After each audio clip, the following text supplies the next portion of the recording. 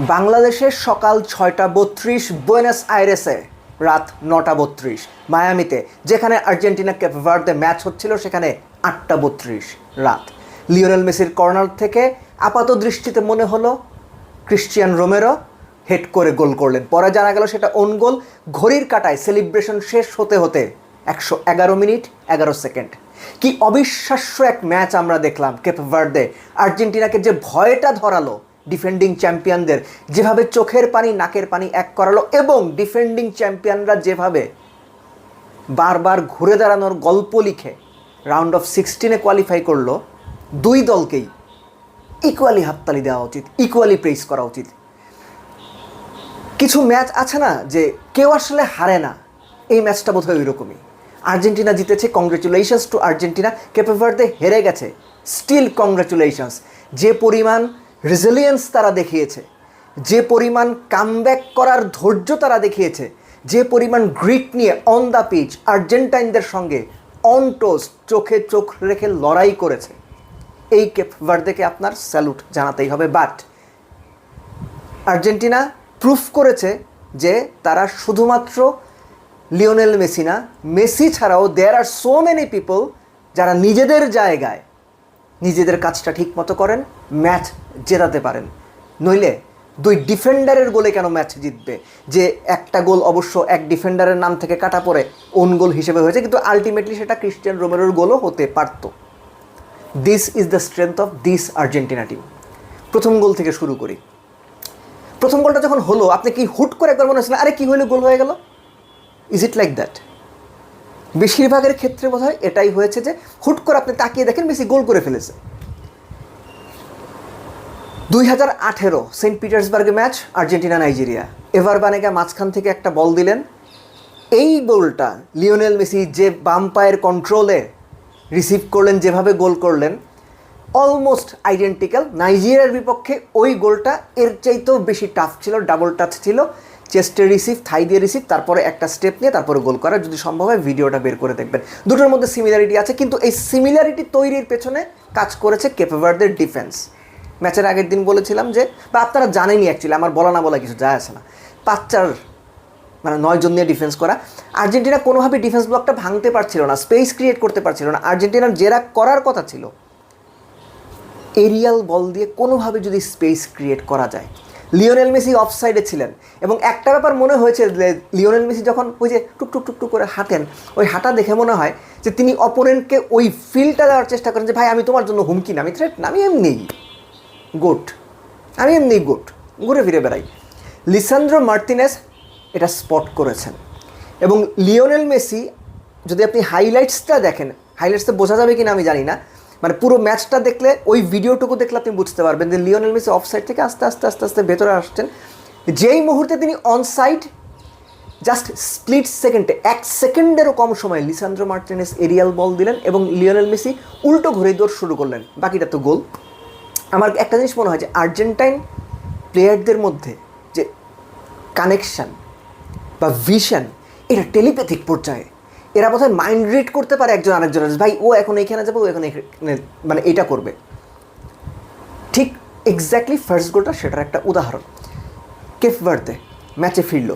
একটা জিনিস মানে আমার কাছে খুবই অবাক লেগেছে যে সেকেন্ড হাফের শুরু থেকে ফার্স্ট সমতা ফেরা পর্যন্ত, অর্থাৎ কেপ ভার্দের ফার্স্ট গোল পর্যন্ত, আর্জেন্টিনাকে আমি মানে আরে রিল্যাক্স ওরকম না, কিন্তু কেন যেন মনে হয়েছিল একটু কম ফোকাস, একটু কম কনভিকশন বা দৃঢ় প্রত্যয় নিয়ে তারা খেলছে।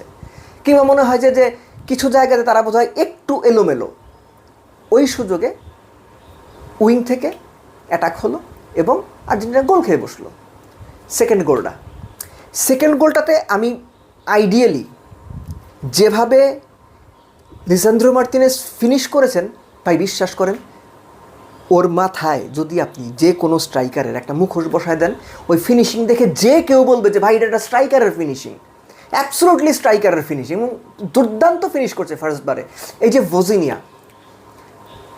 এর আগে মেসির যে ফ্রিকিক ফিরিয়েছেন, দুটো নর্মাল ফ্রিকিক আমি বাদ দিচ্ছি, একটা গ্রাউন্ডে একটা সামনে বাউন্স করে গেছিলো, কিন্তু ফার পোস্টে মেসি যে ফ্রিকিকটা নিয়েছিলেন, that was A marvellous save. এবং সবচেয়ে বড় কথা, মেসি যখন ফ্রিকিকটা নিয়েছিলেন তখনও কিন্তু ওয়াল ফ্রি কিকের জন্য যে ওয়াল দ্বারা করানো হচ্ছিল কেপ ভার্দের, সেটা ঠিক করা হচ্ছিল, ভজিনিয়া একদম পোস্টের সঙ্গে লেগেছিলেন, লিওনেল মেসি চান্সটা নিয়েছেন। অনেকে হয়তো এর মধ্যে হুট করে বলবেন যে ভাই রেডি হওয়ার আগে মেরে দিছে।